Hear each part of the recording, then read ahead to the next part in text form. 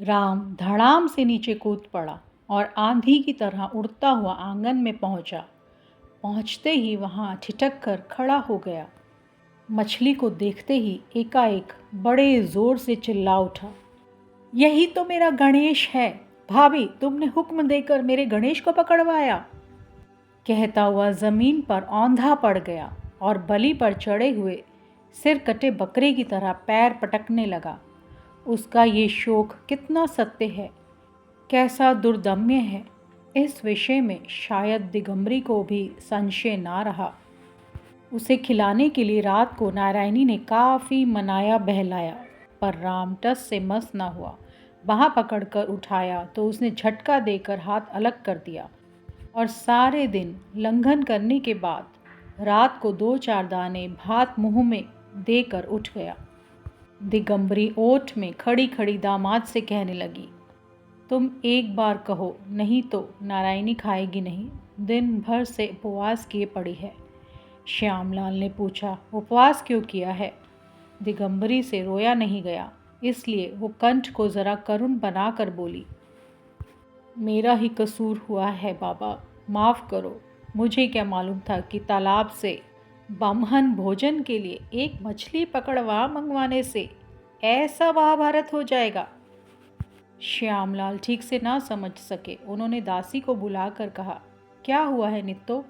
दासी ने सामने ना आकर जहाँ थी वहीं से कहा, वो छोटे बाबू का गणेश था। श्यामलाल चौंक पड़े। पूछा, वो राम के कार्तिक गणेश में से एक था क्या? दासी ने जवाब दिया, हाँ। अब ज़्यादा कहने की ज़रूरत ही ना थी, वे सब समझ गए।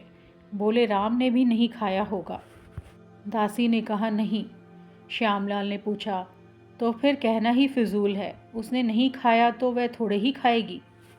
दिगंबरी कहने लगी, ऐसा कांड होगा जानती तो मैं ब्राह्मण भोजन की बात भूल कर भी जबान पर ना लाती बेटा।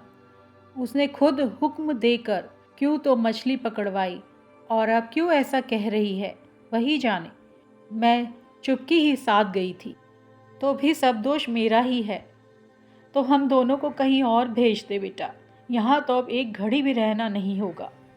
थोड़ी देर चुप रहकर बिल्कुल रोने की सी आवाज़ में फिर शुरू कर दिया, मेरी फूटी तकदीर अगर ऐसी न होती तो क्यों ऐसा भाई मरता, और क्यों मुझे झाड़ू लात खाने को यहाँ आना पड़ता। बेटा, हम बिल्कुल ही मोहताज हैं। इसी से हाथ जोड़कर कहती हूँ, हमारे लिए तुम्हें गुजर का कोई और ठौर ठिकाना देना होगा। श्यामलाल व्यस्त हो उठे, मगर हाँ ना कुछ ना कह सके। नारायणी ओठ में खड़ी सब सुन रही थी और अपनी माँ की इस निर्लज मायाचारी से लज्जा के मारे मरी जा रही थी। वो सीधे राम के कमरे के सामने जाकर दरवाज़ा खटखटाकर बोली, राजा, कैसा है तू? भाभी की बात नहीं सुनेगा? दरवाज़ा खोल दे। राम जाग रहा था, पर उसने कोई जवाब नहीं दिया। नारायणी ने फिर पुकारा, उठ तो सही, उठ उठ, किवाड़ खोल भैया। अब की बार वो चिल्ला कर बोला, नहीं, नहीं खोलूँगा। नहीं, तुम जाओ, तुम सब मेरे दुश्मन हो। अच्छा सो ही सही, तू किवाड़ तो खोल। नहीं नहीं, मैं नहीं खोलूँगा। सचमुच ही उसने उस रात किवाड़ नहीं खोले। श्यामलाल अपने कमरे में से सब सुन रहे थे। नारायणी के भीतर आते ही उन्होंने कहा, या तो कोई रास्ता निकालो, नहीं तो मैं सब छोड़कर जहाँ जी में आएगा चला जाऊँगा। इतना उपद्रव मुझसे बर्दाश्त नहीं होता। नारायणी कुछ जवाब न देकर सोचने लगी। इसके बाद 2-3 दिन और बीत जाने पर भी जब राम का गुस्सा कम ना हुआ तो नारायणी भीतर ही भीतर क्षुब्ध और नाराज़ हो उठी। आज शाम हो जाने पर भी राम स्कूल से घर न लौटा तो वो उत्कंठित क्रोध से अधीर हो गई। इतने में दिगंबरी नदी से नहाकर दुनिया भर की खबर सुध लेती, राम की अमंगल कामना करती, अपनी बड़ी लड़की की दुनिया से न्यारी मति गति के अवश्यम भावी दुष्परिणाम की अड़ोस पड़ोस में घोषणा करती, शोक तपादि से असमय में बाल सफ़ेद होने, का कारण दर्शाती।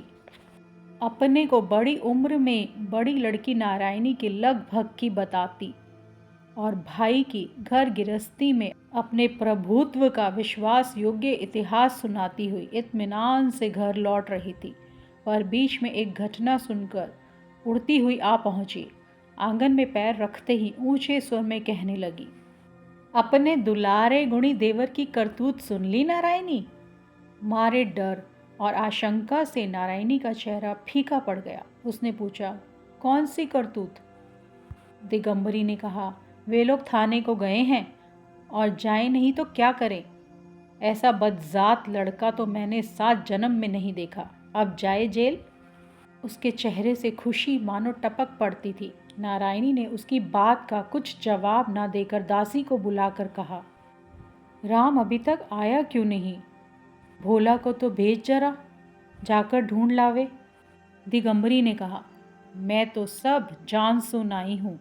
नृत्य काली सुनने की इंतजारी में मुंह बाए खड़ी रह गई। नारायणी ने घुड़ कर कहा, खड़ी है यहीं, जाती क्यों नहीं? कान से सुनाई नहीं पड़ता क्या?